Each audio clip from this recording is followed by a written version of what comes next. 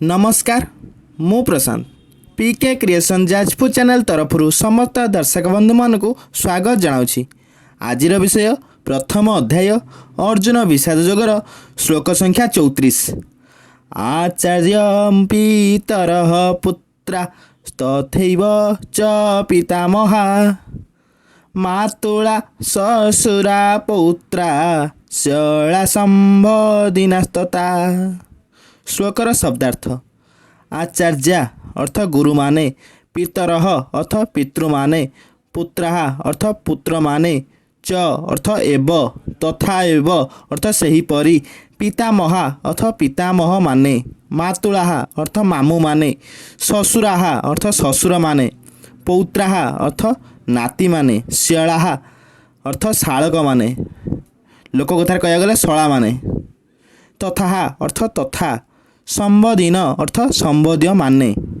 श्लोकर अर्थ गुरु माने, पितृ माने, पुत्र माने एवं सेहीपरि पितामह माने, मामू माने, ससुर माने, नाती माने एवं शालक माने तथा अन्य संबोध्य माने भी अछंती। श्लोकर व्याख्या अर्जुन को सामने छिड़ा होइचंती तांकर बड़ बापा, काका, पुओ, नाती, मामू, ससुर, गुरुजन आदि अन्यान्य संबोध्य माने।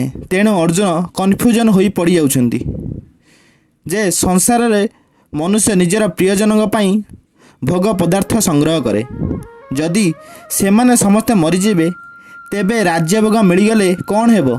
एपरि राज्यभोग तो केवल दुखर कारण होइजिवो। गोटे कथा मन रखंतु सांग माने, जदि आपण माने केबे अर्जुन को भली कन्फ्यूजन होई जांती तेबे श्रीमद् भगवत गीतार आश्रय नेबे, देखिए सबु समस्यार समाधान मिलजिवो। श्लोकरू आम्भे माने कौन शिखिले? आपण केबे भी भूल हेबे नहीं ठीक काम करी एवं आपण केबे भी ठीक हेबे नहीं भूल काम करी, कारण भूल सर्वदा भूल एवं ठीक सर्वदा ठीक होता है। You can not be right by doing wrong and you can not be wrong by doing right, because right is always right and wrong is always wrong. आज विषय को मुझे यहाँ रखुची, पुणी देखा आउ एक अध्याय आउ एक नुआ श्लोकर व्याख्या सहित। आशा करे आज भिडियोटी आपण मानक निश्चय भल लगी। आपण मानक जदि भल लगी थाए ताहेले बहु मात्रा शेयर करेंगे। हाँ मन रखु लाइक कमेंट करने को जमार भूलिए नहीं और सब्सक्राइब करी बेल आइकन को ऑल नोटिफिकेशन दबाई दिंतु, जहाद्वारा पर वीडियो आपण मान निकट में सर्वप्रथमे पहुँची पार। रोची नमस्कार। ओम नमो भगवते वासुदेवाय।